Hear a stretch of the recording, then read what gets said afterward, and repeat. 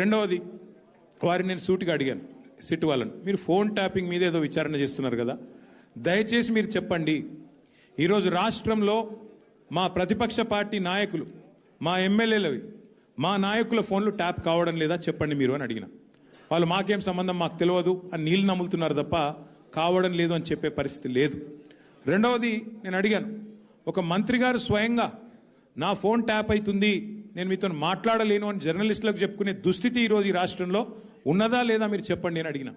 దానికి కూడా సమాధానం చెప్పరు. అది కాదు ఇది కాదని తప్పించుకునే ప్రయత్నం తప్ప వారు మాత్రం సూటిగా సమాధానం చెప్పలేదు. కానీ ఒక ధారావాహికగా మాదిరిగా ఏదైతే నడుపుతున్నారో, ఒక సీరియల్ లాగా ఏదైతే నడుపుతున్నారో అదే పరంపరలో అడిగిన ప్రశ్ననే అడుగుడు, మళ్ళీ అడుగుడు, ఒక 300 పేర్లు చదువుడు, ఈయన తెలుసా ఈయన తెలుసా ఈయన తెలుసా ఫలానా ఆయన తెలుసా, దాంతోనే 2-3 గంటలు టైంపాస్ చేసుడు తప్ప అక్కడ విషయం ఏమీ లేదు. వారికి కూడా తెలుసు ఆ విషయం. అందుకే నేను మళ్ళొక్కసారి ప్రజలకు, మా సోదరులకు, మా పార్టీ సోదరులకు, మా మీడియా మిత్రులకు కూడా విజ్ఞప్తి చేస్తున్నా, మేము ఒక పార్టీగా, బాధ్యత గల ప్రతిపక్ష పార్టీగా ఏ విచారణకు పిలిచినా మేము సహకరించడానికి సిద్ధంగా ఉన్నాం. మీరు ఎన్ని కేసులన్నా పెట్టండి, ఎన్ని సిట్టులన్నా వేయండి, బాధ్యత గల ప్రతిపక్ష పార్టీగా పూర్తి స్థాయిలో చట్టాన్ని గౌరవించే వ్యక్తులుగా సహకరిస్తాము. మీరు ఎన్నిసార్లు పిలిచినా వస్తామని చెప్పి కూడా వాళ్ళకు కూడా చెట్టుగా అడిగిన. నేను మీరు అంటా ఉన్నారు, పేపర్లు రాస్తా ఉన్నాయి, కొన్ని యూట్యూబ్ ఛానళ్ళు మరి ఇష్టం వచ్చినట్టు మాట్లాడుతున్నారు. కొంతమంది చాలా నా మాట అనడానికి నాకే సిగ్గుంది.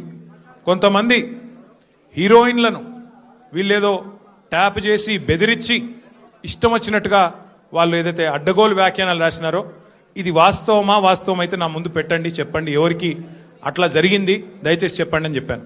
అనగానే అక్కడున్న అధికారి గారు, లేదండి అది కరెక్ట్ కాదు, మేము ఆల్రెడీ మీడియాకి చెప్పాం కదా అన్నారు.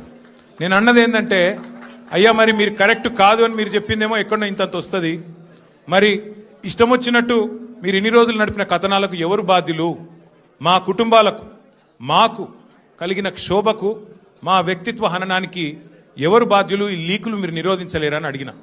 ముందుగా మీడియాకు నేను ఒక అపీల్ చేస్తా ఉన్నా, దయచేసి ఈ ప్రభుత్వం లీకు వీరుల ప్రభుత్వం, వీళ్ళు కేవలం లీకుల మీద ఆధారపడి నడిచే ప్రభుత్వం. ఈ ప్రభుత్వం ఇచ్చే అడ్డగోలు లీకులను దయచేసి మీడియా కూడా మీరు ఇష్టానుసారంగా ప్రచురించకండి. దానిలో వాస్తవం ఎంత, అవాస్తవం ఎంత ఒకసారి దయచేసి చెక్ చేసుకోండి అని చెప్పి నా ప్రార్థన.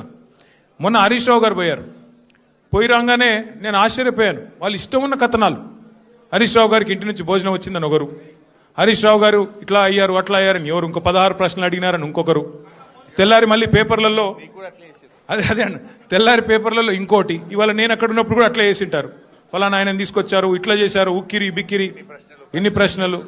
అంటే ఇది దయచేసి బాధ్యత గల మీడియా సంస్థలతో నా ప్రార్థన. 2 ఏళ్ళు అయిపోయింది, ఈ కాలక్షేపం జరగాల్సినంత జరిగింది, ప్రజలకు కూడా మీరు అందించాల్సినంత వినోదం అందించినారు. కానీ ఇకనైనా దయచేసి 1-2 సార్లు, ఎందుకంటే మాకు కూడా కుటుంబాలు ఉన్నాయి, మాకు కూడా అభిమానులు ఉన్నారు, మాకు కూడా కార్యకర్తలు ఉన్నారు, మాకు కూడా నియోజకవర్గాలు ఉన్నాయి, మాకు ఓట్లేసిన ప్రజలు ఉన్నారు, వాళ్ళు బాధపడతారు. ఇష్టం వచ్చినట్టు మీరు ఇట్లా వండి వార్చవద్దని చెప్పి నంబర్ 1. రెండవది,